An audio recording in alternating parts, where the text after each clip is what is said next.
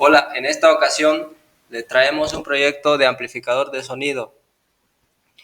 Este proyecto es de la carrera de Ingeniería en Redes y Telecomunicaciones de la materia de Fundamentos de los Sistemas de Comunicación a cargo del ingeniero Luis Orozco.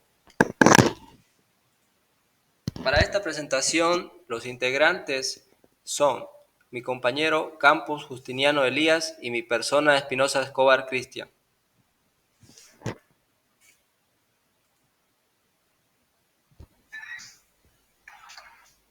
Amplificador de sonido. Un amplificador de sonido es un dispositivo electrónico que se utiliza para aumentar la intensidad del sonido de una señal de audio. Esto se hace mediante el uso de circuitos electrónicos que aumentan la amplitud de la señal del audio de entrada para producir una señal de audio de salida más potente. Ahora pasamos a los componentes. Componentes electrónicos. Integrado LM386. El circuito integrado LM386 amplificador de audio es un amplificador de audio de baja potencia diseñado para el uso de aplicaciones de bajo consumo de voltaje. Se puede usar para amplificar señales de audio de fuentes como micrófono, radio, instrumentos musicales. También se puede controlar parlantes o auriculares. Potenciómetro. Un potenciómetro es un tipo de componente electrónico que se utiliza para ajustar la resistencia eléctrica en un circuito. La resistencia es una medida de oposición eléctrica de un componente o material. Capacitor electrolítico. Es un componente electrónico que se utiliza para almacenar carga eléctrica y filtrar o suavizar la corriente en un circuito. Capacitor cerámico. Es un componente electrónico que se utiliza para almacenar la carga eléctrica y filtrar o suavizar la corriente, igual que el anterior, solo que estos capacitores cerámicos se componen de dos placas conductoras separadas por un material aislante cerámico, por eso su nombre. Después tenemos lo que es la fuente de 9 voltios, que ya todos la conocemos, que es como una pila. Y también tenemos la salida de audio, que es un parlante pequeño. Y esos serían los componentes. Ahora les paso la palabra a mi compañero.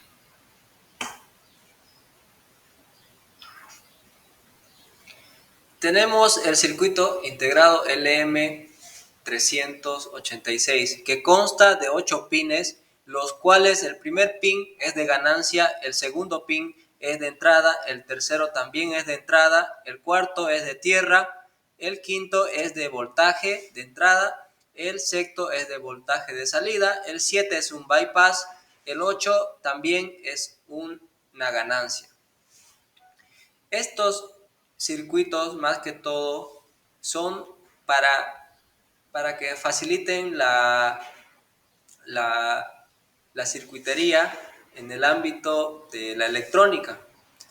Casi se utiliza más que todo para amplificar, como mi compañero decía, celulares, puede ser radios, parlantes y muchos otros más.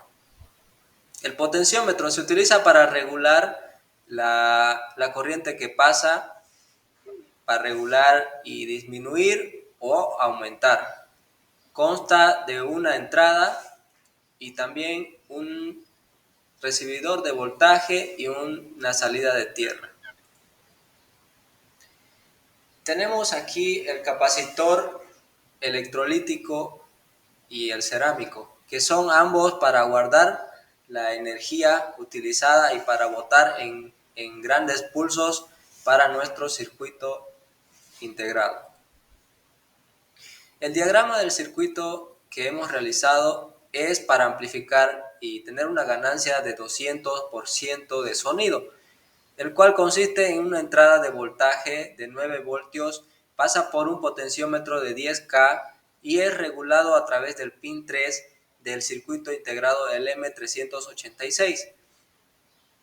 El pin 2, como ya dijimos, es el de tierra, el cuarto es de tierra igual, el sexto es de salida de voltaje, el primero y el octavo son de ganancias, del cual aquí le hemos puesto un capacitor electrolítico de 10 faradios. Y en el pin 7, el bypass, en el pin 5 le pusimos una salida mayor, ya que esta va a ir directamente a la bocina. Es una salida de un capacitor electrolítico de 250 microfaradios, ayudado para caer a tierra con un capacitor cerámico de 0.05 microfaradios y una resistencia de 10 ohmios. Aquí tenemos la bocina que está conectada a tierra también y por el otro lado al circuito. Le vamos a hacer una demostración en el Proteus del circuito armado. Aquí tenemos la simulación que ya hemos hecho. La vamos a retirar para mostrarles y explicarles mejor.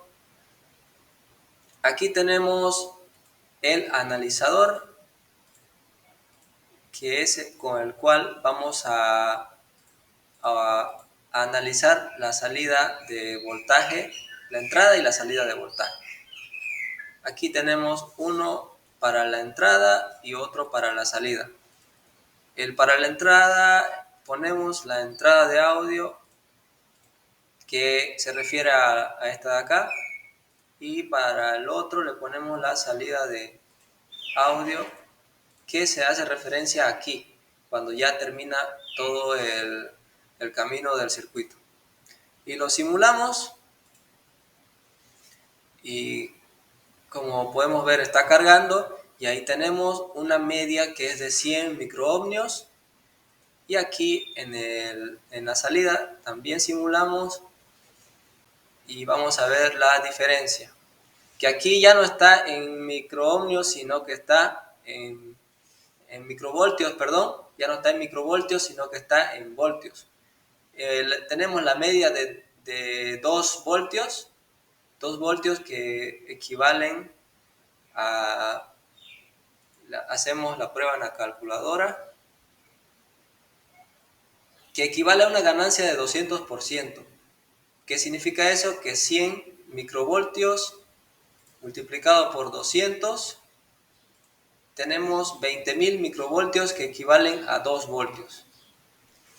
Y como ven, se ve el antes y el después del circuito, y vemos la transformación del sonido. Y también vamos a ver la simulación y mostrando el osciloscopio.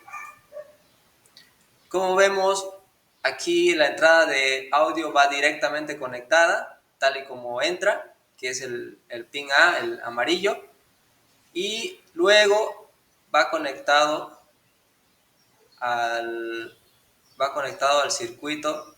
Todo el procedimiento va conectado al pin B, que es el azul. Y vemos en el osciloscopio que el azul ya tiene la señal amplificada y el amarillo sigue con la misma señal de entrada, y el azul ya es una amplificación mayor, el cual lo apagamos y ya vemos cómo es el audio normal. Y ahora apagamos el audio normal y prendemos el que ya sale, el de salida, y ahí está el resultado. Esa sería la demostración de nuestro proyecto. Vamos a continuar, mi compañero, con las conclusiones. A lo que son las conclusiones, en este caso se logró la ganancia que se buscaba. Los circuitos funcionan sin corte. Se demostró la diferencia del antes y el después de utilizar este circuito. Se logró comprender la importancia del estudio de las ondas y su función, y lo más importante, logramos comprender las señales y su función. Ahora pasamos a lo que son las recomendaciones.